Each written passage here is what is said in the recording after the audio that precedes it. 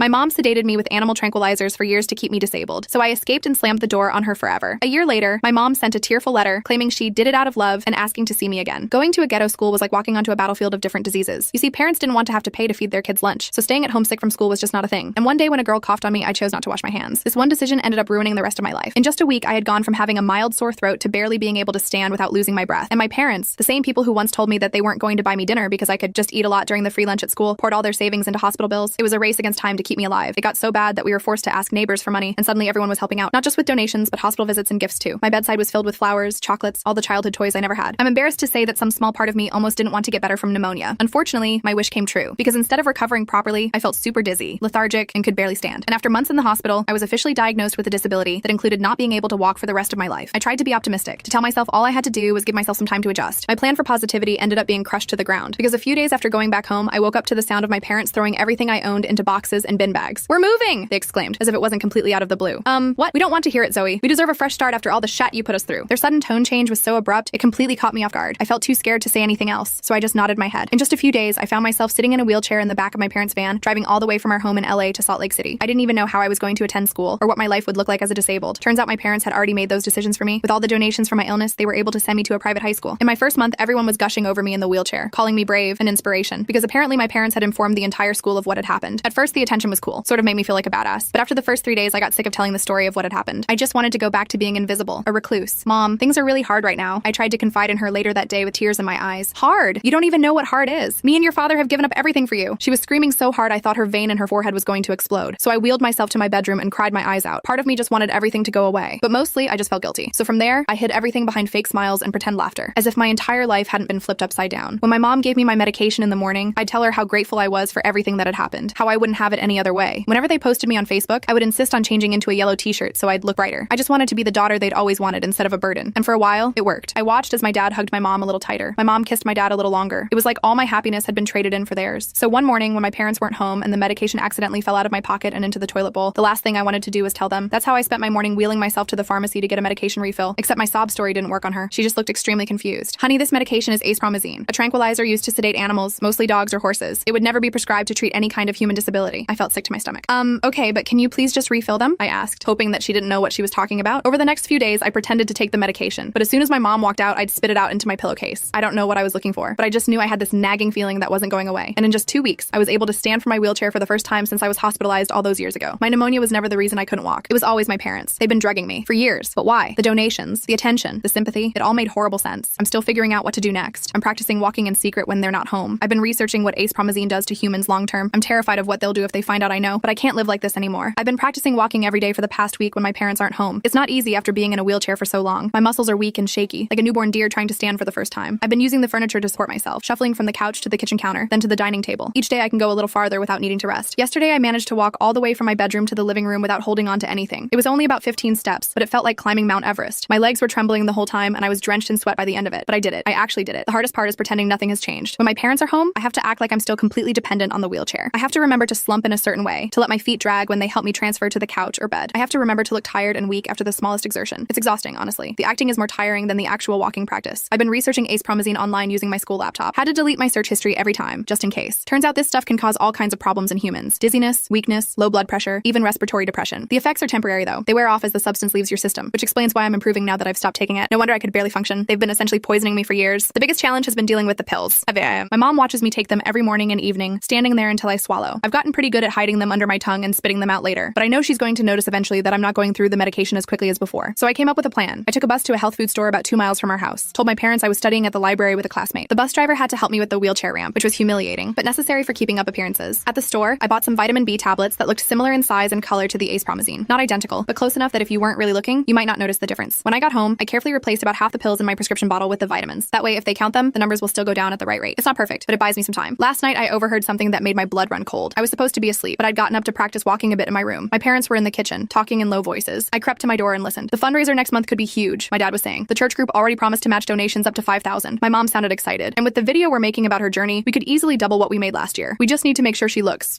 sympathetic enough, my dad replied. People respond better when they can see the struggle. Don't worry, my mom said. I'll make sure she takes her medication. She's been a little more alert lately. I might need to adjust the dosage. I had to clamp my hand over my mouth to keep from gasping. They were planning to parade me around like some kind of circus attraction again. And my mom had noticed I was more alert, which meant she was thinking about increasing the substances. I felt felt sick to my stomach. I crawled back to bed, my mind racing. I needed help, but who could I trust? Most of my old friends from LA were long gone. The kids at my new school only knew the version of me my parents had created. The teachers all thought my parents were saints for taking such good care of their disabled daughter. Then I remembered my Aunt Sharon, my mom's sister. She lived in Denver, about an 8-hour drive away. We weren't super close, but she'd always been kind to me. She sent birthday cards with actual cash in them, not just the empty, hope you have a great day kind. And she'd visited me in the hospital a few times when I was sick, even though it was a long drive from Denver to LA. We'd had a few meaningful conversations during those visits, and she'd always treated me like a real person, not just a sick kid. The next day, I waited until both my parents left for work. My dad had recently gotten a job at an insurance company, and my mom was working part-time at a boutique downtown. As soon as they were gone, I got out of my wheelchair and practiced walking around the house some more. Then I found my mom's address book and looked up Aunt Sharon's number. My hands were shaking as I dialed. What if she didn't believe me? What if she called my parents? What if, hello? Her voice sounded exactly the same. Aunt Sharon? It's Zoe. Zoe, what a surprise. How are you, sweetie? I took a deep breath. Not good. I need help. I can't explain everything over the phone, but my parents have been drugging me, making me think I can't walk when I can. They've been using me to get money from people. There was a long silence. I thought maybe she'd hung up. Aunt Sharon? I'm here, she said quietly. I always wondered. Some things just didn't add up. Your sudden disability after the pneumonia, the constant fundraisers, the way they moved you away from everyone who knew you before. Tears sprang to my eyes. She believed me. Someone actually believed me. What can I do? She asked. We talked for almost an hour. She wanted to call the police right away, but I convinced her that would be dangerous. My parents would just deny everything, and I had no proof yet. We needed evidence. She promised to help me figure out a plan and to come visit as soon as she could without raising suspicion. After I hung up, I felt lighter than I had in years. I wasn't alone anymore, but my relief was short-lived. That afternoon, my mom came home early and found footprints on the bathroom floor. Footprints I'd accidentally left after stepping out of the shower with wet feet. I'd been so careful up until then, always wiping away any evidence of my walking. What are these? She demanded, pointing at the floor. I felt the blood drain from my face. What? These footprints, Zoe. Explain them. My mind raced. Oh,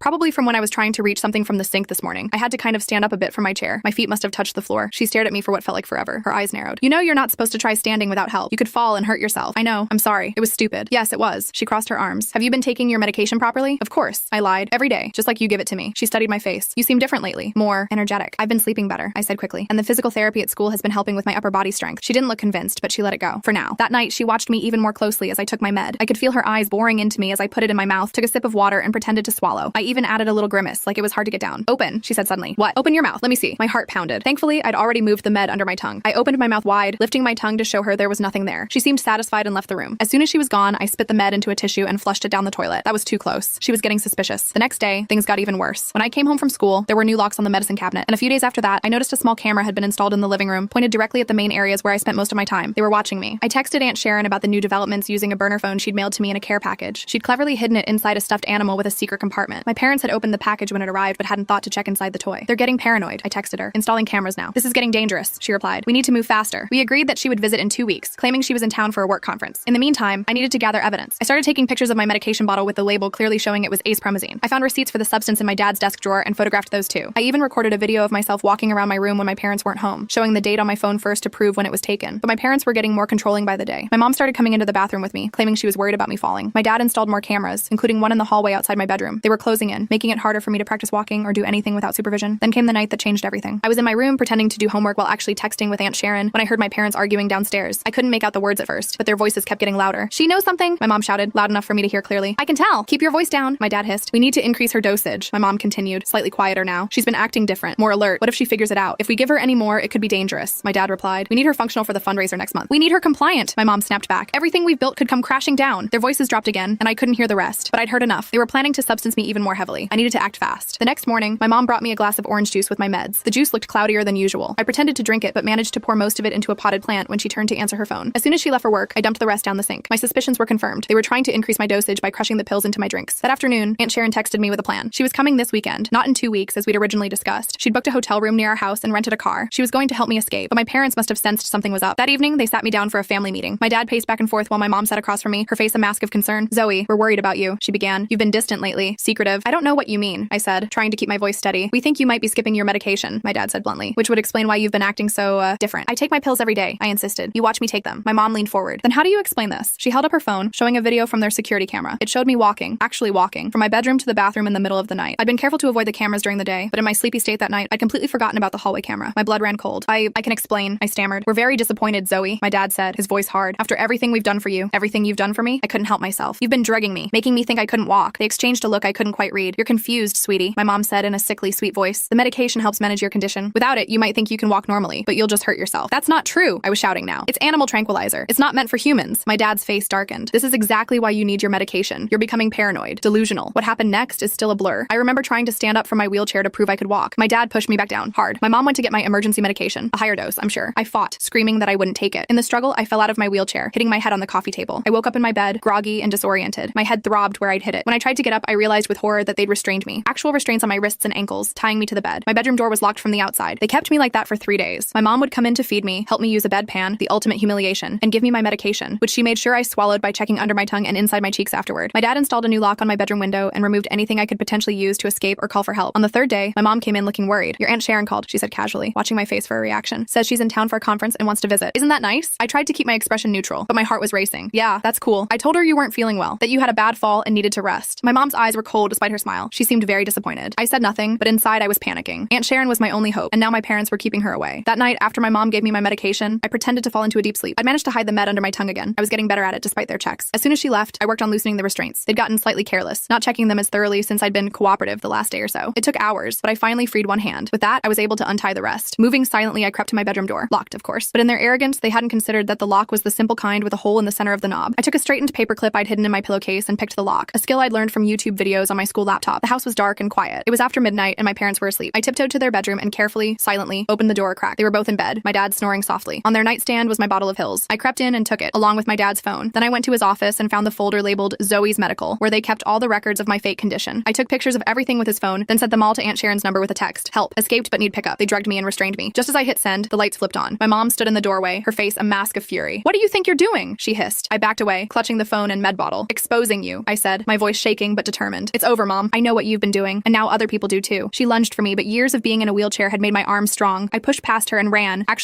down the hallway toward the front door. My legs were wobbly, but they worked. Behind me, I heard her screaming for my dad. I made it outside just as headlights turned onto our street. Aunt Sharon's rental car pulled up and she jumped out, her face pale with worry. "Zoe!" Oh my God. I ran to her, falling into her arms as my parents burst out the front door. "She's having an episode!" my mom shouted for the neighbors to hear. "She needs her medication." But Aunt Sharon stood her ground. "I've called the police," she said loudly. "They're on their way, and I have evidence of what you've been doing to her." My dad's face went white when he realized I was holding his phone. He must have seen the sent messages. The next hour was chaos. Police cars, questions, my parents trying to convince everyone I was mentally unstable, but the evidence was overwhelming. The animal tranquilizers prescribed to a pet they didn't have, the restraints on my bed, the videos I'd taken of myself walking, the financial records showing all the donations they'd collected for my condition. They were arrested that night. I went home with Aunt Sharon to her hotel, both of us too wired to sleep. We sat up talking until dawn, trying to process everything that had happened. "I always thought something was off," she told me, her eyes sad. "The way your mom described your condition never made medical sense to me, but I never imagined they'd go this far. Why didn't you say anything?" I asked. She sighed. "I tried, once or twice. Your mom shut me down completely, said I was jealous of the attention she was getting as the mother of a disabled child. After that, she limited my contact with you. I figured the best thing I could do was stay in your life, even if it was just birthday cards and occasional visits." I nodded, understanding. My parents had isolated me from anyone who might question their story. The next few weeks were a whirlwind. Medical examinations confirmed I had no actual disability, just muscle weakness from years of disuse and the temporary effects of the tranquilizers. Physical therapy helped me regain strength quickly. The police investigation uncovered even more than we'd realized. My parents had collected over $200,000 in donations over the years, all based on lies about my condition. They were charged with child abuse, fraud, unlawful imprisonment, and several other crimes I can't even remember. The trial is still pending, but their lawyer has already approached us about a plea deal. They're facing serious prison time either way. Aunt Sharon applied for emergency guardianship, which was granted immediately. I moved to Denver with her, enrolled in a new school, and started the long process of rebuilding my life. The hardest part hasn't been the physical recovery. It's been dealing with the psychological impact of what they did to me. I have trust issues, obviously, and nightmares. Lots of nightmares. But I'm walking now, every day getting stronger. Sometimes I still reach for a wheelchair that isn't there, a phantom limb of a different sort. Old habits die hard, I guess. The weirdest part about all of this is how quickly I've had to adjust to my new normal. It's been 3 months since I moved in with Aunt Sharon in Denver. Her apartment isn't huge, but it has these big windows that let in tons of light, completely different from the cave-like house my parents kept me in. She cleared out her home office to make a bedroom for me, even painted it this cool teal color I picked out. Physical therapy has been kicking my A's, not gonna lie. My therapist, Kevin, is this super enthusiastic guy who keeps pushing me to do just 5 more of whatever torture exercise he's assigned. My legs are getting stronger though. I can walk about half a mile now without needing to rest, which doesn't sound like much, but it's a huge improvement. Kevin says my progress is remarkable, considering how long I was in that wheelchair. The first few weeks at my new school were awkward as hell. Being the new girl is hard enough, but being the new girl with the crazy parents who drugged her is a whole other level. News travels fast, especially when your case makes the local Denver papers. I overheard some kids whispering about me in the hallway on my second day. One of them actually asked if I was that wheelchair girl right to my face. I just said not anymore and walked away. Probably could have come up with something wittier, but whatever. Aunt Sharon suggested I join some clubs to meet people, so I signed up for the school newspaper. Turns out I'm pretty good at writing. Maybe because I spent so many years observing everyone else while being stuck in that chair. The newspaper advisor, Ms. Patel, says I have a unique perspective. I'm working on an article about accessibility issues in public spaces. Ironic, right? Last week I had to testify at a preliminary hearing for my parents' case. That was brutal. I had to sit in this small room with just the prosecutor, a court reporter, and my parents' lawyers. Aunt Sharon waited outside. The lawyers tried to trip me up, suggesting maybe I was confused about the medication, or that perhaps my parents were just doing what they thought was best. I didn't break though. I just kept telling the truth over and over. The prosecutor, this badass lady named Christine, told me afterward that I did great. My parents are still in jail waiting for trial. They couldn't make bail because all their assets were frozen as part of the fraud investigation. I haven't seen them since that night they were arrested. Part of me wants to face them, to ask them why they did this to me. Another part never wants to see them again. My therapist, yeah, I have one of those too now, says both feelings are normal and I don't have to decide anything right now. The hardest thing to deal with has been the nightmares. I keep dreaming that I'm back in that house, tied to my bed, and my mom is coming at me with a syringe full of that that tranquilizer. In the dream, I try to scream, but nothing comes out. I usually wake up drenched in sweat. Aunt Sharon got me this weighted blanket that helps a little. She never complains when I wake her up at 3 a.m., even though she has to be up early for work. Speaking of Aunt Sharon, she's been amazing through all of this. Turns out she always had suspicions about my parents, but could never prove anything. She told me she used to be close with my mom when they were younger, but they drifted apart after my mom met my dad. Apparently, he was always kind of controlling and manipulative. Sharon says my mom changed after they got together, became more secretive and obsessed with money. Still doesn't excuse what they did to me, though. The police investigation uncovered even more than we initially thought. My parents had been planning this for years, even before I got pneumonia. They had researched rare neurological disorders, joined parent support groups for children with disabilities, and even consulted with a lawyer about setting up a special needs trust, all before I supposedly became disabled. The pneumonia was just a convenient opportunity to put their plan into action. They found journals my mom kept detailing how much money they made from each fundraiser, how they spent it, and plans for future medical crises they could exploit for more donations. There were even notes about which photos of me generated the most sympathy online. It makes me sick thinking about how calculated it all was. Last month, the prosecutor offered them a plea deal. My dad took it immediately. 15 years for child abuse, fraud, and false imprisonment. My mom initially refused, insisting she was just doing what was necessary for our family. But when her lawyer showed her all the evidence they had, including those journals, she changed her tune. She ended up taking a slightly worse deal, 18 years. The judge still has to approve everything, but Christine says it's pretty much a done deal. I've been trying to rebuild my life piece by piece. Got my own phone now, with no parental tracking apps or monitoring software. Aunt Sharon helped me open my own bank account too. The court froze most of my parents' assets, but there was some money in an account they had set up in my name for college. The judge ruled that I get to keep that at least. It's not a ton, but it's something. Social media has been weird. Some random people from my old school in Salt Lake City found me online and sent messages saying they always thought something seemed off about my situation. Easy to say that now, I guess. A few reporters tried to contact me for interviews, but Aunt Sharon shut that down fast. She's super protective, but in a good way, not in a controlling way like my parents. The physical recovery has been the easiest part, honestly. My body bounced back pretty quickly once I stopped taking those tranquilizers. The doctor said I was lucky there wasn't any permanent damage to my organs. Apparently, long-term use of acepromazine in humans can cause liver problems and other serious issues. I had some elevated liver enzymes at first, but they've normalized now. The psychological stuff is trickier. I still have moments where I reach for a wheelchair that isn't there. Sometimes I catch myself asking for permission to do basic things like use the bathroom or get a snack from the kitchen. Old habits die hard, I guess. My therapist, Catherine, says that's normal after what I've been through. She calls it institutional behavior, like I was living in a prison for years, which I basically was. The weirdest thing happened last week. I got a letter from my mom. Aunt Sharon almost didn't give it to me, but Catherine said it might be good for me to read it, as long as I felt ready. In the letter, my mom tried to explain herself, saying they were desperate after my hospital bills from the pneumonia and saw an opportunity to give me a better life. She claimed they always planned to stop the medication eventually, once they had saved enough money. She said she loved me and hoped I could forgive her someday. I read it once, then tore it up and threw it away. Maybe someday I'll want to hear her excuses, but not now. Right now, I'm focused on moving forward. Yesterday, I went for a run, an actual run, just around the block, and I was wheezing like an asthmatic pug by the end of it, but still. Kevin was super proud when I told him at PT. He's adjusted my exercise regimen to include more cardio now. My goal is to run a 5K by the end of the year. Seems doable. I've made a few friends at school. This girl, Lauren from the newspaper, invited me to sit with her group at lunch. They're all journalism nerds who want to change the world through the power of the written word. It's a little cheesy, but I kind of love it. They don't treat me like I'm fragile or damaged, which is refreshing. Aunt Sharon and I have started a Friday night tradition of trying a new restaurant every week. Denver has way better food options than Salt Lake City did, or at least the parts of it I was allowed to see. Last week we had Ethiopian food for the first time. I had no idea what I was doing with that spongy bread thing, but it was delicious. The court case is still ongoing, but my part in it is mostly done. There will be a sentencing hearing eventually where I can make a victim impact statement if I want to. Catherine is helping me write it, though I'm not sure if I'll actually deliver it in person. The thought of facing my parents in court makes my stomach twist into knots. Some days are harder than others. I still get angry, like punch a wall angry, when I think about all the years they stole from me, all the normal teenage experiences I missed, first dates, school dances, just hanging out with friends without being the inspirational wheelchair girl. I'm trying to catch up on all that now, but it's not the same. Last night I had a dream that wasn't a nightmare for once. I was running through a field, just running because I could. The sun was warm on my face and the grass was soft under my feet. I woke up smiling instead of screaming, which felt like progress. I'm starting to think about the future now. College, maybe. I've been researching journalism programs. Turns out I really do love writing. Aunt Sharon says I can stay with her as long as I want, even after I turn 18 next year. It's nice having options, making my own choices. Sometimes I catch myself looking over my shoulder, half expecting to see my parents watching me, ready to force me back into that wheelchair. Catherine says those feelings will fade with time. I hope she's right. For now, I'm taking it one day at a time, learning to trust people again, learning to trust myself, walking on my own 2 feet, literally and figuratively. It's not easy, but nothing worth doing ever is, right? Yesterday I walked 2 miles without stopping. Today I'm aiming for 2.5. Small steps forward, but they're my steps, and no one can take them away from me again.